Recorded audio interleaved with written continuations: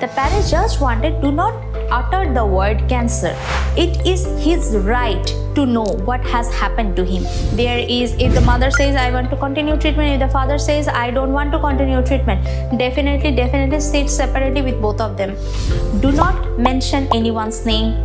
Maybe it was a mistake from a nurse or it was a mistake from a senior house officer. You should not disclose any name.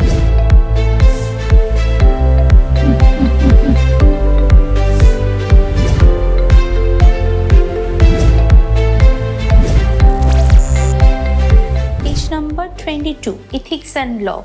There is certain terms that has been discussed already. I have told during discussion of the recall part. So there are 4 core principles for ethics. Core principles for ethics. So any decision you should take as a doctor, from the ethical background, you have to think about this 4 core principles, any one of them. It can be autonomy. What is autonomy? It is the recognition that a competent adult with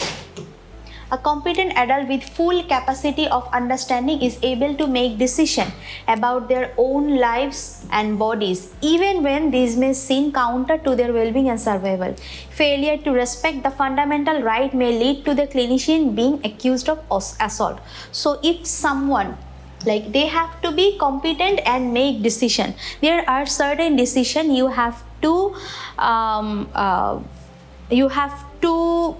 obey or respect their decision. Okay, if it is a life-threatening, they are denying something, that is something different.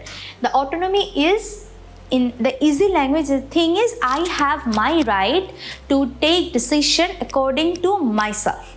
Okay, non-maleficence. This is an understanding that any decision or treatment offered to a patient must not be harmful.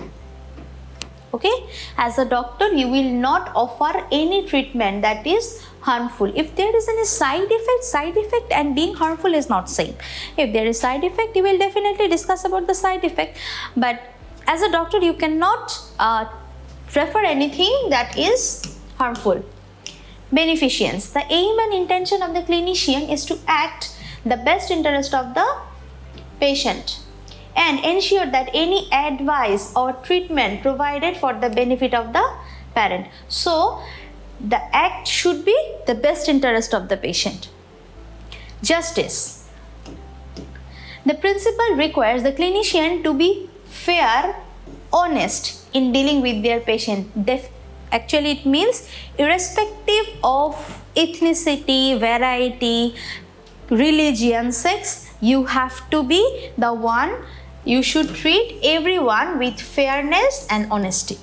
You should treat everyone with fairness and honesty. Now comes to the confidentiality. The personal information regarding a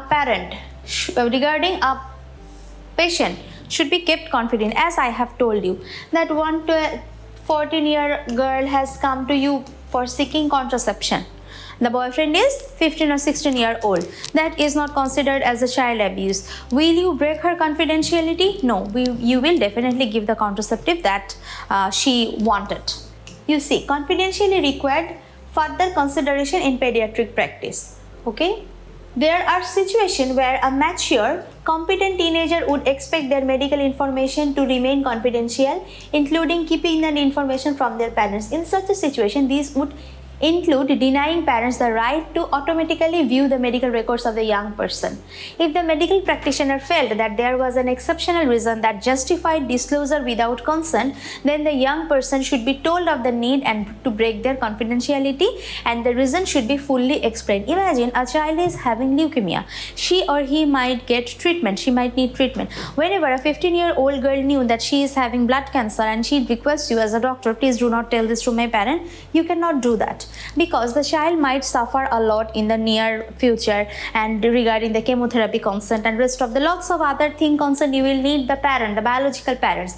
But just because the child has requesting you regarding confidential, you cannot keep that confidential, right? You have to disclose this information to the parents and definitely explain why you are denying the confidentiality. That is very important.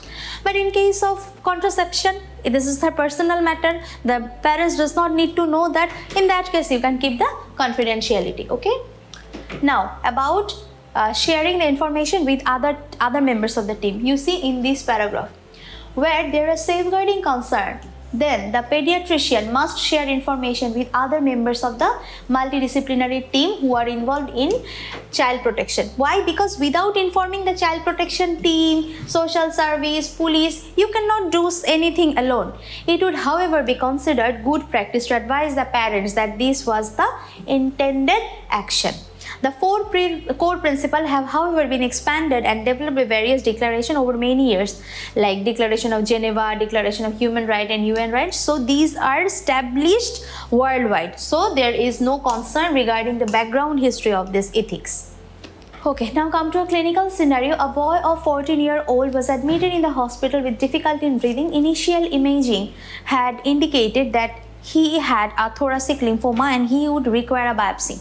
Insertion of a CV line and administration of chemotherapy, prognosis is very good. His parents asked that he was not told of her underlying diagnosis, that the word cancer was not used as his grandfather had died of cancer 2 months earlier. They felt that they were acting in his best interest. The consultant explained that their wish to protect him from the diagnosis was understandable and that it was clear the parents were acting in his best interest. It was, however, important to consider what was in the best interest of the young man and for all the team members to be truthful and honest. So, it goes with justice and beneficence.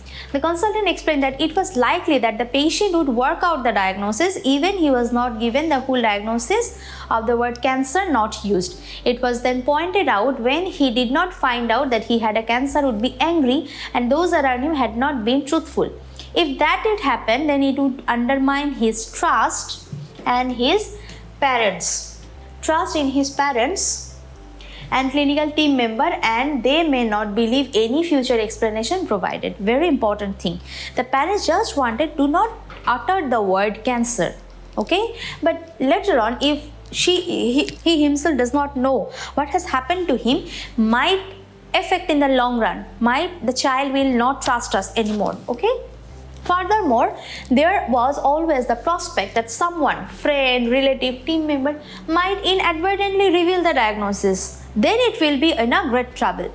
It was suggested that by giving him the words and the underlying of the diagnosis, that his fears and concern may be reduced, and such knowledge would allow him to participate fully in conversation about his illness. It is his right to know what has happened to him. Hiding these things from him will not help. Okay, so as a GMC professional standard doctor working with children, they should have protect children from abuse and neglect, communicate appropriately with children, respect their confidentiality, treat patients with respect, ensure patient safety, maintain up-to-date clinical knowledge, share relevant information with other agency, ensure good record keeping.